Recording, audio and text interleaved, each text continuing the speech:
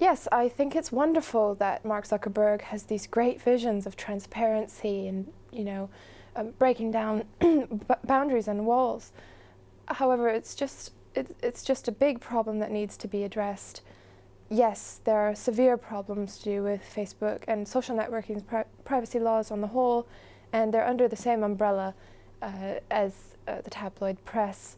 As we saw today, members of social networking sites were being called as witnesses to the inquiry this afternoon in the House of Commons.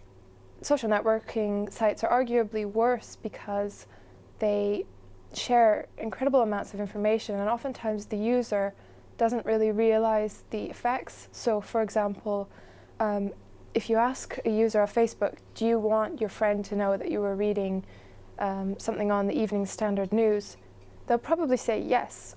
I mean, I want my friends to know what I'm reading is a really cool article. But then if you ask that same user, do you want a third-party company that's going to sell this information on to know about it, they'll probably say no.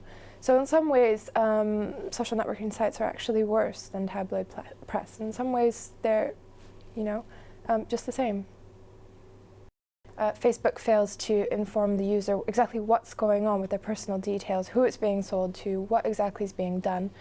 I mean, the common conversation that was occurring in the press recently was the outrage that Facebook users had when Facebook all of a sudden changed the privacy laws, and they did not notify the average user that all of a sudden it's a opt-out system.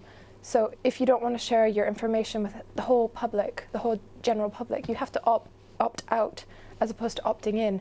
So literally overnight, one night, everyone's details, photos, whatever, were published on a grand scale and open to, anyone and everyone. Of course, the user is very responsible for, or should be made responsible for everything they publish online.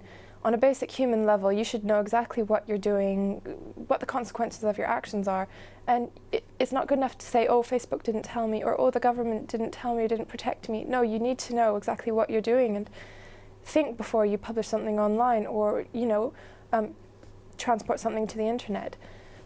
What I do think that needs to occur is Facebook needs to do a better job of explaining to the user how their personal details are being used and what exactly Facebook is doing on their end of things. It needs to do due diligence on that side of things.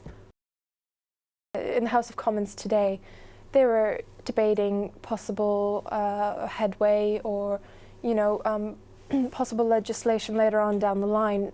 I mean, the government needs to keep up with the technological changes, and perhaps there is scope for that in the future.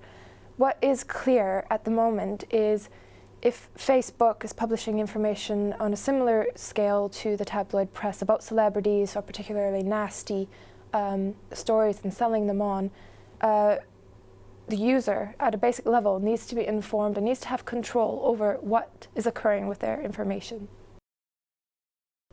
Censorship is another huge question, and we need to see the Leveson Inquiry through in order to see what changes are going to occur, exactly how they're going to occur, how the media and social networking sites are going to be regulated.